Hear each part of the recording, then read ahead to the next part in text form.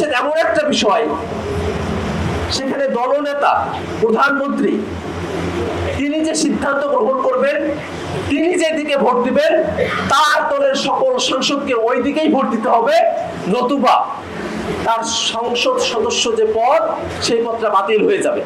তারা যেমন ব্যক্তি শেখ হাসিনা, দল হিসেবে আওয়ামী লীগ, তাদের বিরুদ্ধে যেমন রাস্তায় নেমেছেন, একই সাথে বাংলাদেশের যে শাসন ব্যবস্থা, বাংলাদেশের যে সংবিধান, সেই সংবিধানের কাঙ্ক্ষিত পরিবর্তনের লক্ষ্যে তারা জীবন দিতে রাস্তায় এসেছেন। যদি এরকমটা হতো যে বাংলাদেশের মানুষ শুধু শেখ হাসিনার পরিবর্তনের মধ্যেই নিজেদের সব ধরনের প্রাপ্তিকে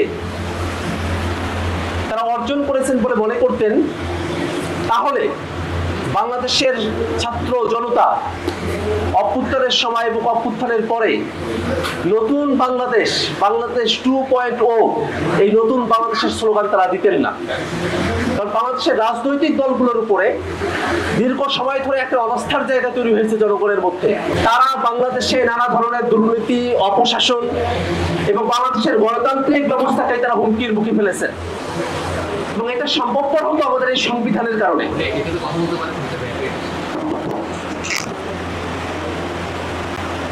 আপনারা খেয়াল করে দেখবেন, ৭২ যখন এই সংবিধানটা করা হয়, ঠিক সেই সময়টাতে এই সংবিধানের প্যাটার্নটা এমন ভাবে সাজানো হয়েছিল যাতে করে শেখ মুজিবুর রহমান তিনি স্বাচ্ছন্দ্যে তার ক্ষমতা প্রয়োগ করতে পারেন। ব্রিটিশরা আমাদের এই উপমহাদেশে যে ক্রিমিনাল বিচার ব্যবস্থা, ফৌজদারি বিচার ব্যবস্থা প্রবর্তন করেছিল, তার যেমন লক্ষ্য ছিল এই উপমহাদেশের মানুষদেরকে নানাবিধভাবে আইনি ফাঁকফোকরের মধ্যে আবদ্ধ রেখে ব্রিটিশ শাসনকে জারি রাখা, ঠিক তেমনি ভাবে ৭২ সংবিধানের ভিতরগত লক্ষ্য ছিল শেখ মুজিবুর রহমান কতটা স্বাচ্ছন্দ্যে তার ক্ষমতা প্রয়োগ করতে পারেন, ক্ষমতার কন্টিনিউটি ধরে রাখতে পারেন, ক্ষমতাকে চিরস্থায়ী করতে পারেন, সেই বন্দোবস্ত প্রতিষ্ঠা করা।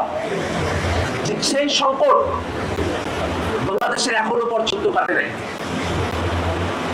এই কারণে আপনারা খেয়াল করে দেখবেন, ঐক্যমত্য কমিশনে আমরা যতগুলো বিষয় নিয়ে আলোচনা করেছি, জুলাই সনদের কপিতে দেখবেন ৮৪টা পয়েন্ট, তার ৪৩টি পয়েন্টই সরাসরি সংবিধানের সাথে সম্পর্কিত। বাংলাদেশে নতুন সংবিধান দরকার কি দরকার না, এই নিয়ে রাজনৈতিক দলগুলোর মধ্যে বিভেদ থাকলেও একটা জায়গায় ঐক্যবদ্ধ আছে যে বিদ্যমান যে সংবিধান, সেই সংবিধানে বাংলাদেশকে চালানো সম্ভবপর নয়, জনগণের পক্ষে বাংলাদেশকে নিয়ে যাওয়া সম্ভব নয়, বাংলাদেশের গণতান্ত্রিক প্রতিষ্ঠানগুলোকে শক্তিশালী করা সম্ভব নয়, বাংলাদেশের গণতান্ত্রিক শাসন ব্যবস্থা প্রতিষ্ঠা করা সম্ভব নয়। যদি তাই হতো যে এই সংবিধানে চলে, তাহলে কি রাজনৈতিক দলগুলো সংবিধানের এতগুলো জায়গায় পরিবর্তনের ব্যাপারে একমত হতেন? সেটা কিন্তু হতেন না। ঠিক এই কারণে আমরা আমাদের সংবিধানের মধ্যে ৭০ অনুচ্ছেদ দেখি।